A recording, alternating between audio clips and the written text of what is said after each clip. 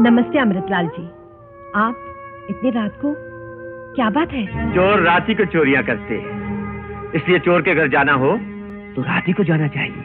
मैं समझी नहीं। देखो पड़ताल, हम प्रसाद लेने आए हैं। प्रसाद क्या है कि लोगों ने तुम्हारी बेइज्जती करके तुम्हें यहाँ से निकालने का फैसला कर ही लिया था, लेकिन मेरे कहने पर तुम पर तरस खाकर तुम्हें यहाँ रहने दिया।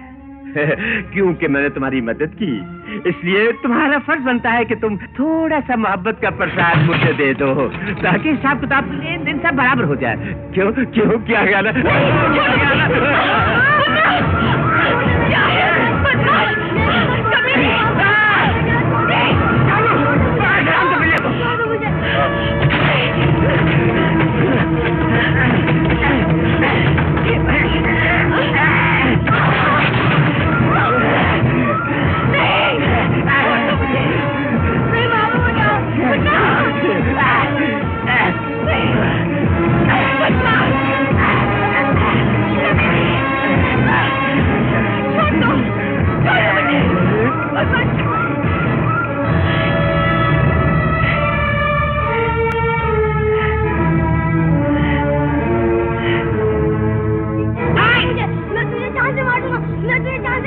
अबे तुम मुझे जान से मार डालेगा?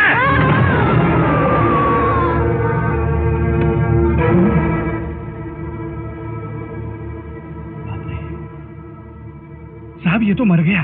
अरे तो तू क्यों घबरा रहा है? इसकी लाश और इसकी माँ की इज्जत के लूटने का राज दोनों की समाधि इसी चार दीवारी में बना देंगे। ये तो हमारे लिए बहुत मामूली बात है, समझा? जल्दी करो।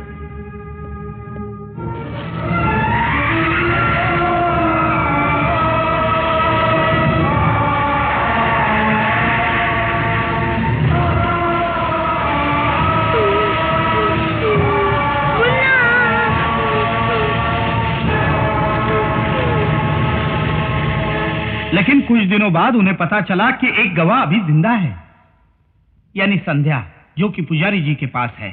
तो अमृतलाल जी घबरा गए और फौरन उन्होंने मुझे भेजा कि जाके संध्या को ले आओ। लेकिन तब तक संध्या अपने मौसी के साथ उनके गांव जा चुकी थी और इस तरह वो कहानी वहीं खत्म हो गई। चलो, अगर मान भी लिया जाए कि तुम्हारी ये कहानी सच है, तो 15 साल तक तुमने इस सच को क्यों छुपाए रखा? और आज के दिन अचानक जाहिर करने की तुम्हें क्या जरूरत महसूस हुई? इसी बात का तो अफसोस है बीवी जी। 15 सालों से पापों का घड़ा भरते भरते अब जाके छलका है। अमृतलाल जी संध्या को बिल्कुल भूल चुके थे और बड़े आराम से अपनी 2 चेहरे वाली जिंदगी काट रहे थे। लेकिन एक दिन अचानक जैसे आसमान से बिजली टपकती है, वैसे ही अमृतलाल के लिए संध्या टपक पड़ी और इसने उनका खून कर दिया। जो अंजाम उनका हुआ वो मेरा भी हो सकता था। आज मुझे इस बात का एहसास हो रहा है। योर ऑनर, मुलजिमा संध्या के बीते हुए दिनों पर मुझे वाकई बहुत अफसोस है। मुझे हमदर्दी है इससे। लेकिन योर ऑनर, हर इंसान की बीती जिंदगी दुखों, परेशानियों और उलझनों से भरी रहती है, और जो परेशानियों से घबराकर गुमराह नहीं होता वो शरीफ कहलाता है, और जो उलझनों से तंग आकर गलत कदम उठाए वो मुजरिम कहलाता है। और अगर बीती जिंदगी की कहानी के आधार पर हर मुजरिम हर खूनी को अदालत रियायत दे दे या उसे बाइज्जत बरी कर दे, तो फिर ये अदालतें बेकार हैं। जुर्म निकम्मे शब्दों का दूसरा नाम बन जाएगा और मुजरिम के लिए सजा नाम की कोई चीज ही बाकी नहीं रह जाएगी। योर ऑनर, 15 साल पहले अमृतलाल ने मुलजिमा संध्या के परिवार पर जो जुल्म किया था, उसे देखते हुए मुलजिमा संध्या ने वही अमृतलाल का खून करने का फैसला कर लिया और दीवार पर अपने खून से यह बात लिख दी थी कि मैं अमृतलाल का खून करके रहूंगी। इससे साफ साबित होता है कि वो 15 साल से अमृतलाल के खून का इरादा लेकर ही जी रही थी, और जैसे ही संध्या को मौका मिला उसने खून कर दिया। योर ऑनर, यह कत्ल जोश में आकर या अपने होशो हवास खोकर नहीं किया गया, बल्कि एक मंसूबे और प्लान के तहत किया गया, और जो प्लान गुज़िश्ता 15 साल से बनाया जा रहा था। It is a premeditated and cold blooded murder your honour. अगर हमारे डिफेंस लॉयर मिस्टर विजय की नजर में खून का बदला खून है, तो फिर इन अदालतों को बंद कर देना चाहिए, कानून की किताबों को आग लगा देनी चाहिए, पुलिस को छुट्टी दे देनी चाहिए। हालात कुछ भी हों, कत्ल होने और कत्ल करने की असलियत सामने आ चुकी है। साबित हो चुका है कि कत्ल मुलजिमा संध्या ने किया है, सोच समझकर, जानबूझकर। इसलिए मैं अदालत से पुरजोर अल्फाज में दरखास्त करती हूं कि मुलजिमा संध्या के कम उम्री पर रहम ना खाते हुए इंडियन पेनल कोड सेक्शन 302 के तहत मुलजिमा संध्या को सख्त से सख्त सजा दी जाए। That's all your honour.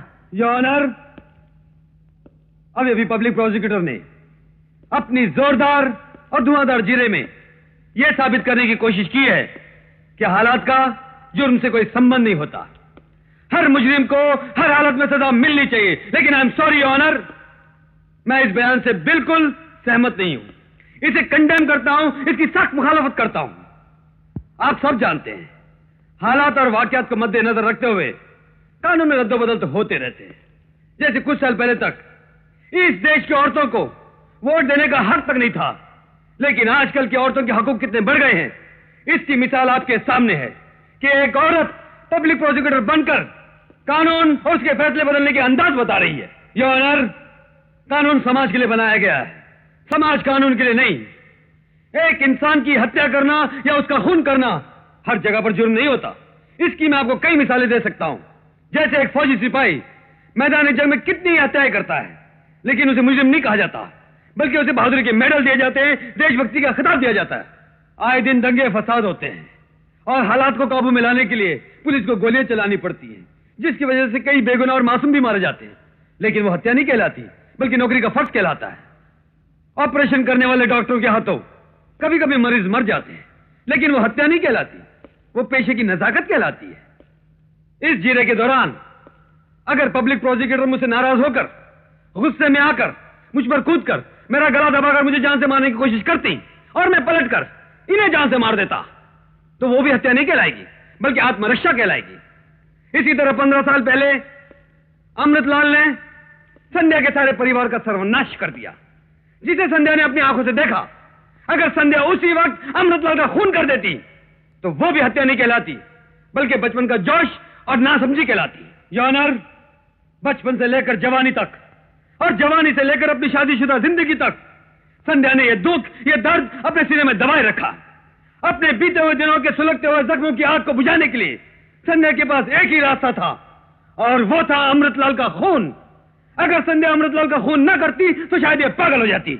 हमारी पब्लिक प्रोसिक्यूटर का कहना है कि बीते हुए दिनों का दुख या कोई जज्बा कानून से बढ़कर नहीं होता। तो मैं आपसे पूछता हूं कि आपका वो कानून जो हर दुख, हर जज्बे से ज्यादा कीमती है, उसी कानून ने अमृतलाल को इतना बड़ा जुर्म करने पर क्यों नहीं सजा दी? हाँ? कानून ने खुद उसके खिलाफ सबूत पैदा करके उसे फांसी के बंदे पर क्यों नहीं लटका दिया? अगर उसी दिन अमृतलाल को सजा दे दी होती तो आज ये हत्या न होती, एक बेगुनाह और मासूम लड़की मुजरिम न बनती। मुजरिम संध्या नहीं, प्रोसिक्यूटर साहिबा, मुजरिम आपका कानून है। वाह, बहुत खूब।